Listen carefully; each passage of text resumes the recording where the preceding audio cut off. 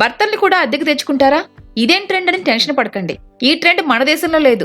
European union లోని Latvia దేశంలో ఈ ట్రెండ్ ఇప్పుడు ఫామ్ లో ఉంది. ఎందుకంటే ఇక్కడ మగవాళ్ల సంఖ్య కంటే మహిళల జనాభా ఎక్కువ. ఎంత ఎక్కువ అంటే మగవాళ్ల కంటే ఆడవాళ్లు ఏకంగా 15% ఎక్కువ ఉన్నారు. 65 ఏళ్లు అంతకంటే ఎక్కువ వయసున్న పురుషులకు రెండింతల మహిళలున్నారు. అక్కడ ఆఫీసుల్లో ఎక్కువగా ఆడవాళ్లే కనిపిస్తారు.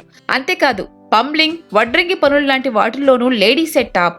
అక్కడ స్మోకింగ్ తో పాటు కొన్ని అలవాట్ల వల్ల మగవాళ్ల ఆయుష్ తగ్గిపోతుందట. రోజువారీ జీవితంలో పురుషుల కొరత అక్కడ చాలా ఘోరంగా ఉంటుందట.